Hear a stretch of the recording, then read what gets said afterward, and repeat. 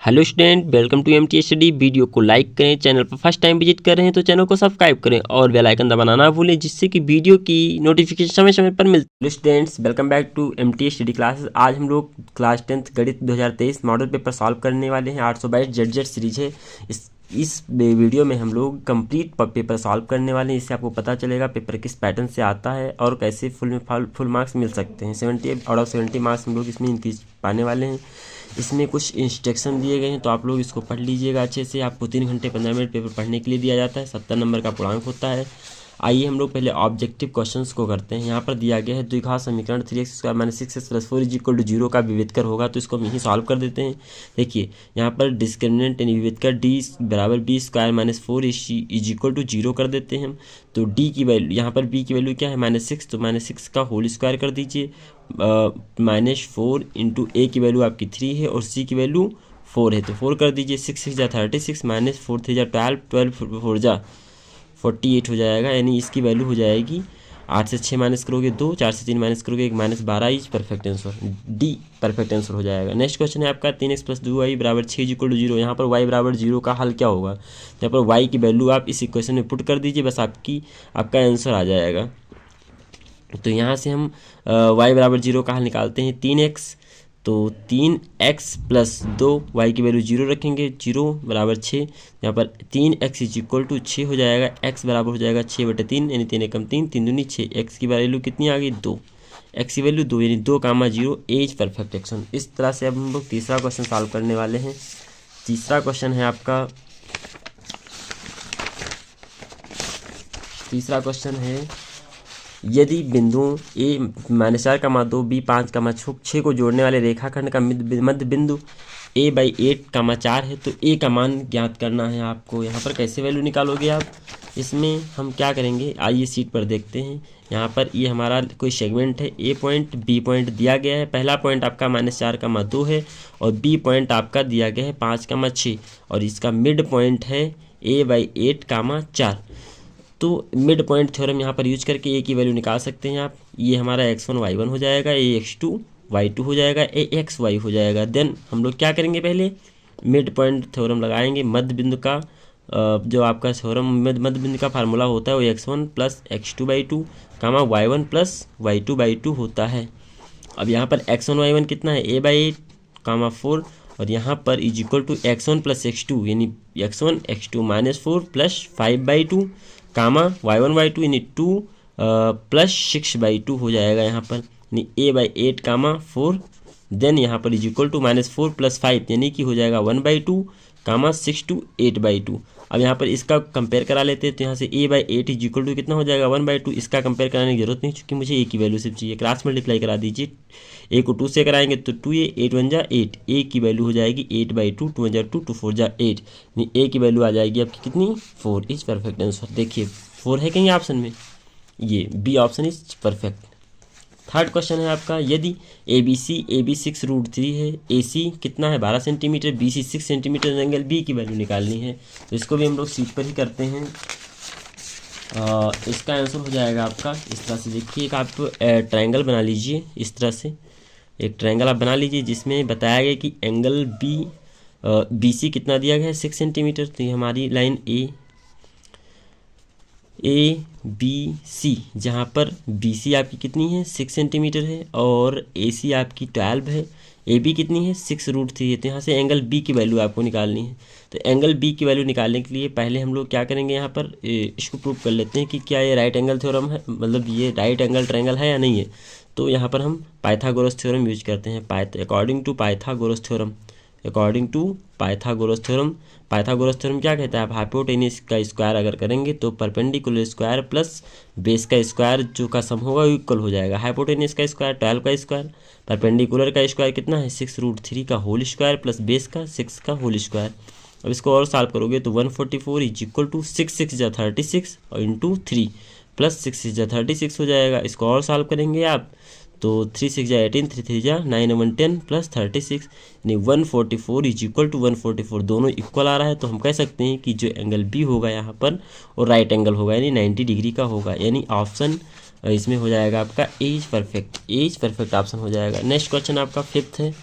Question number 5 है आपका वो बड़ी से बड़ी संख्या जो 125 और 70 से विभाजित करने पर शेषफल क्रमशः 8 और 5 प्राप्त होती है, तो वो संख्या क्या होगी। इस कंडीशन में हमें एचसीएफ निकालना होगा, और जब भी छोटी से छोटी संख्या बताएगा तो आपको एलसीएम निकालना है, बड़ी से बड़ी संख्या कहेगा तो एचसीएफ निकालना है। इस क्वेश्चन को करने से पहले हम लोग शीट पर ही करते हैं। 125 में से पहले आप क्या करेंगे, 8 माइनस करेंगे, फिर 70 में से आप 5 माइनस करेंगे। माइनस कर लीजिए, देखिए कितना आ रहा है। 125 से 8 माइनस करने पर क्या आएगा, 117 बचेगा, और यहाँ पर बच जाएगा आपका 65। आपका इसका एचसीएफ निकाल लीजिए। एचसीएफ आएगा, आप हम ऐसे निकाल देते हैं, 65 117, तो 1 जा कर दीजिए 65, 7 से 5 माइनस करेंगे 2, और 11 से 6 माइनस करेंगे 5, 52 हो गया। 52 को 65 से कर दीजिए, 52 1 जा 52, 5 से 2 3, 6 से 5 माइनस करेंगे आप तो बचेगा 1। 13 को 52 से कर दीजिए, अगेन 13 4 जा कितना होता है, 52 हो जाएगा, और ये आपका कैंसिल आउट हो जाएगा। इस तरह से जो एचसीएफ आएगा आपका वो 13 आएगा। कैलकुलेशन करने में टाइम लग रहा है, लेकिन आपको मैं फुल वीडियो दूंगा जिससे कि आपको कहीं प्रॉब्लम ना हो। 13 देखिए यहाँ पर कहीं है ऑप्शन में, 13 परफेक्ट आंसर। आपका 6 क्वेश्चन है, यदि समीकरण x² kx - c = 0 है का अदर एक मूल -2 दिया गया है, तो k की वैल्यू यहाँ पर निकालना है। तो उस कंडीशन में हम x की वैल्यू हम -2 पुट कर देंगे। आइए शीट पर हम देखते हैं इस क्वेश्चन को। क्वेश्चन नंबर 6 है आपका x² - kx + 2 kx + kx - 6 = 0। यहाँ पर x की वैल्यू -2 गिवन है आपको, चूंकि एक रूट आपको पता है, तो x की वैल्यू आप यहाँ पर क्या रख देंगे, -2 का होल स्क्वायर प्लस k, और x की वैल्यू -2 - 6 = 0। देन अब यहाँ पर हो जाएगा -2 का स्क्वायर 4 प्लस माइनस -2 के -6 = 0। 6 से 4 निकालेंगे तो -2 बचेगा, -2 के -2 = 0, तो -2 के = हो जाएगा 2। ट्रांसफर करेंगे 2, के की वैल्यू हो जाएगी 2 बटे -2 कैंसिल होकर के 1, के की वैल्यू आ जाएगी -1। यही आपका आंसर हो जाएगा। देखिए सी इज परफेक्ट आंसर।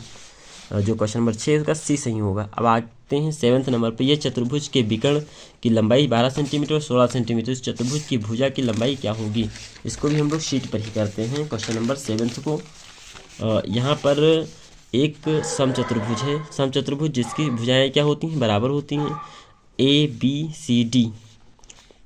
यहाँ पर आपके दो विकर्ण हैं, एक विकर्ण AD है हमारा और दूसरा विकर्ण BC है। AD मानते हैं 12 सेंटीमीटर है, तो ये विकर्ण जो होते हैं समद्विभाजित होते हैं, 6 सेंटीमीटर हो जाएगा, और ये आपका हो जाएगा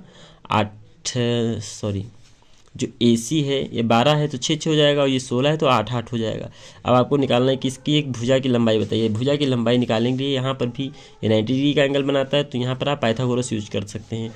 इन टेक ट्रायंगल, या वो मान लेते हैं टेक ट्रायंगल कौन सा, OBD हम ले लेंगे। इस कंडीशन में हम लोग क्या करेंगे, पाइथागोरस थ्योरम यूज करेंगे। According to Pythagoras theorem, Pythagoras theorem अगर हम यहाँ लगाएंगे तो क्या मिल जाएगा आपका, BD साइड बराबर मिल जाएगा आपका 8 का स्क्वायर प्लस 6 का स्क्वायर, यानी 8 8 जा 64 प्लस 6 6 जा 36, यानी हो जाएगा 100। यानी जो BD की लंबाई होगी वो आपकी 10 हो जाएगी। BD की लंबाई कितनी हो जाएगी, 10 centimetre. 10 centimetre, option b is perfect. Next question है आपका, यदि साइन थीटा है तो ओनली क्वेश्चन हो जाएगा। यदि साइन थीटा = cos थीटा हो तो थीटा की वैल्यू क्या हो सकती है, 0 से तो बड़ी होनी चाहिए थीटा, और 90 डिग्री से कम होना चाहिए, तो यहाँ पर 45 डिग्री पर वैल्यू दोनों की सेम होती है।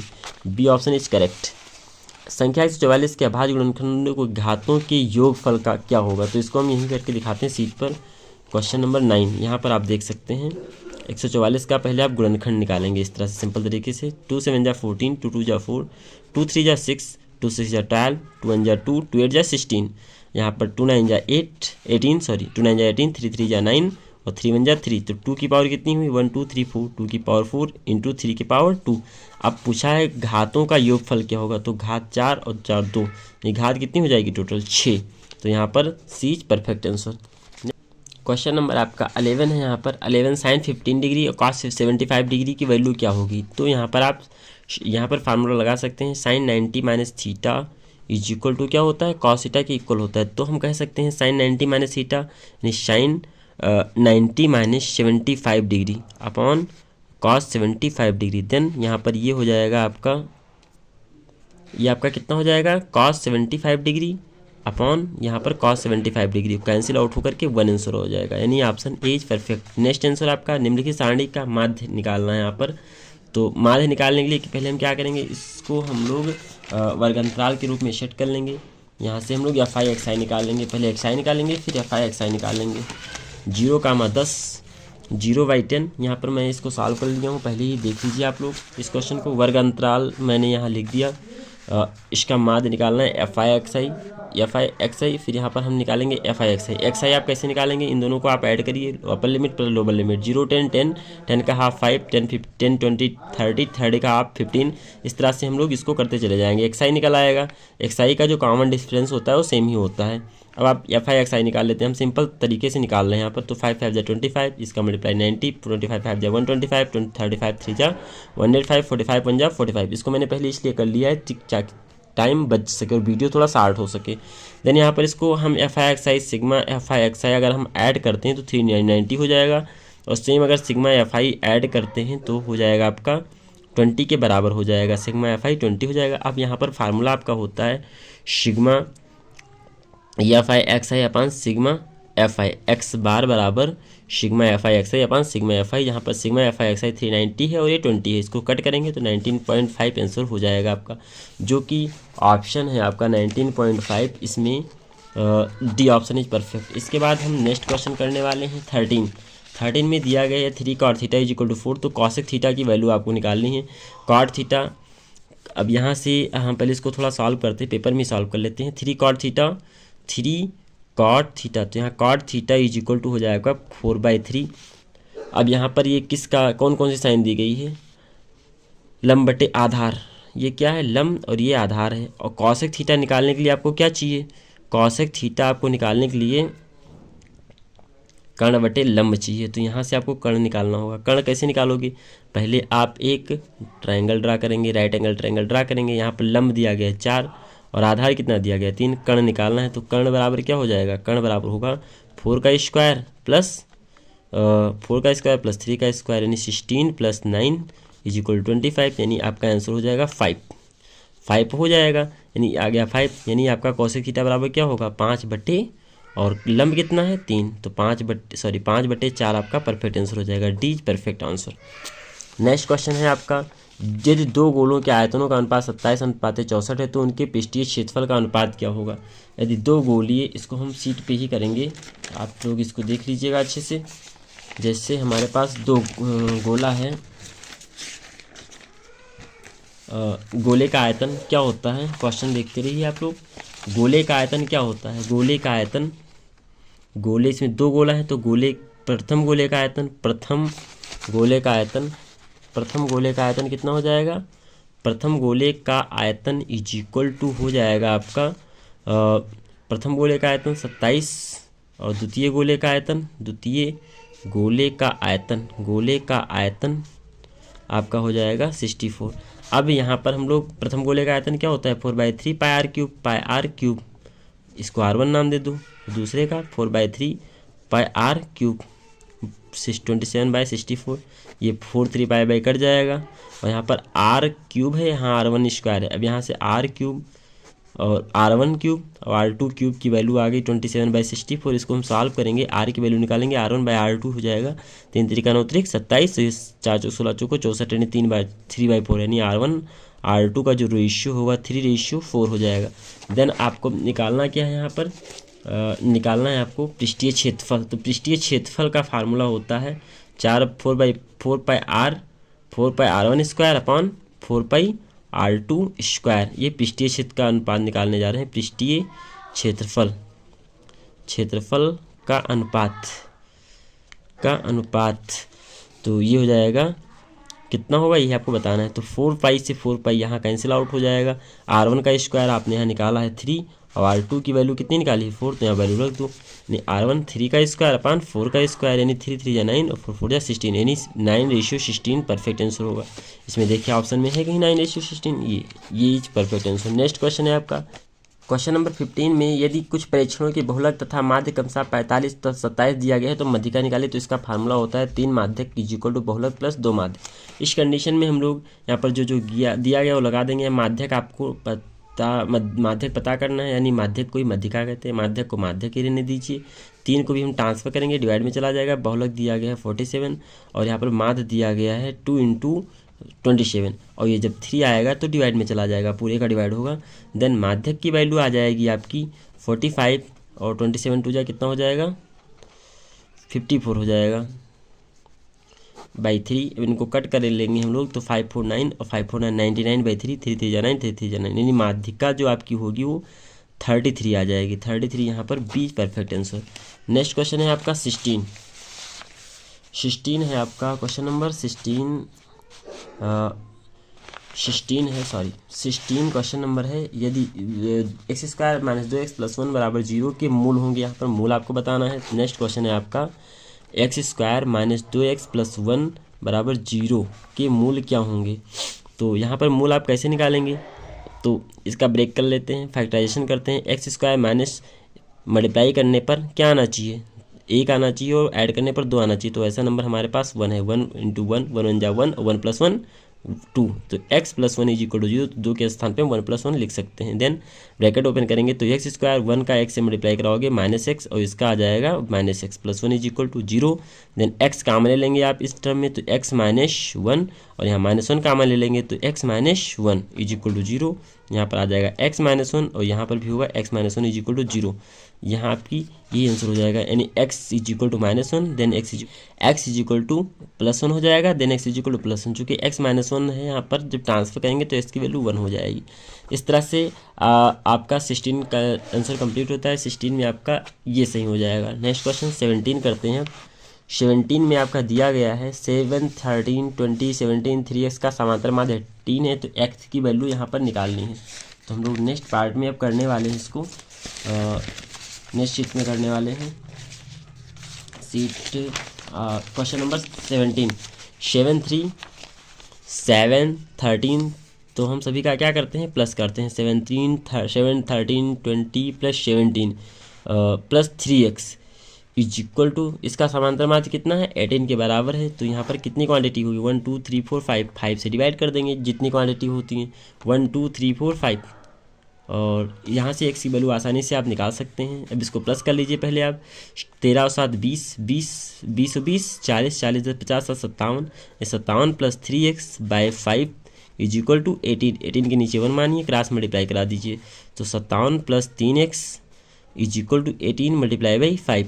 यहाँ से 3x = 18 पंचे कितना होता है 90, 18 पंचे 90 और ये 57 आएगा तो माइनस का 57 हो जाएगा। तो 3x = हो जाएगा माइनस करने पर 10 से 7 माइनस करेंगे 3 और यहाँ बचेगा 8 8 में से 5 माइनस करोगे 3 बचेगा। तो x की वैल्यू हो जाएगी 33/3 3 1 जा 3 3 1 जा 3 यानी x की वैल्यू हो जाएगी आपकी 11। इस तरह से आपका ऑप्शन सी परफेक्ट हो जाएगा। इस क्वेश्चन नंबर 17 में सी ऑप्शन इज डन।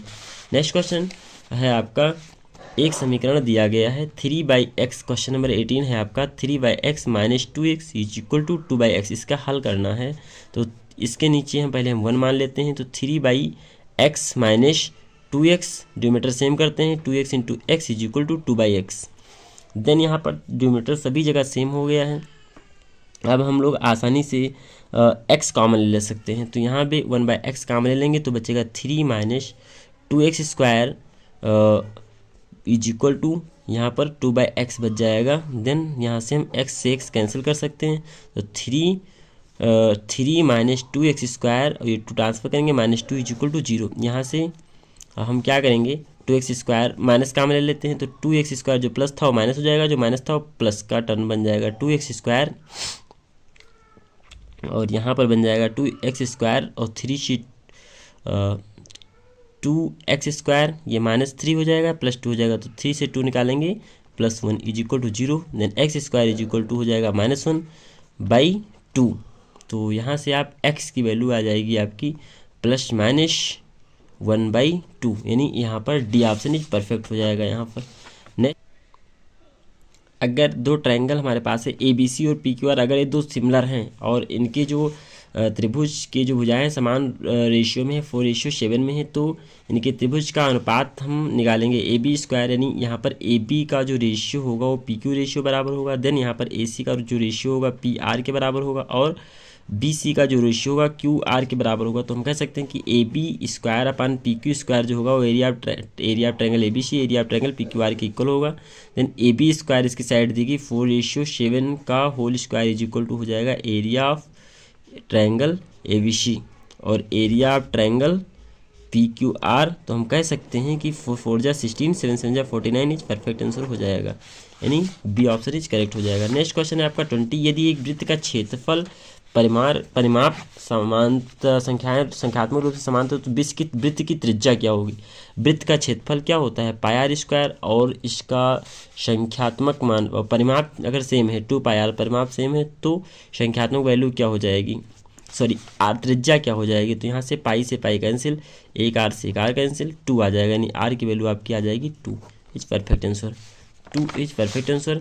यहाँ से हम सिर्फ 20 क्वेश्चन आपके OMR वाले टोटल मैंने करवा दिए हैं। इसके बाद जो क्वेश्चन बच रहे हैं आपके अदर 4 मार्क्स वाले 2 मार्क्स वाले और 6 मार्क्स वाले मैं नेक्स्ट वीडियो में कराने वाला हूँ। तो आप लोग इस वीडियो को कंप्लीट देखिएगा और वीडियो अच्छी लगी हो तो चैनल को सब्सक्राइब कर लेना और दोस्तों के साथ वीडियो को शेयर कर देना। और नेक्स्ट वीडियो पाने के लिए बेल आइकन, चैनल को सब्सक्राइब करके बेल आइकन दबा देना, जिससे कि हमारे आने वाली सभी वीडियो आप लोगों को टाइम टू टाइम मिलती रहे। मैं यूपी बोर्ड की ज़बरदस्त तैयारी करा रहा हूँ। अगर आप हमारी वीडियो को देखते हैं तो आप 70 आउट ऑफ 70 मार्क्स आसानी से ऑब्टेन कर पाएंगे। वीडियो देखने के लिए थैंक यू।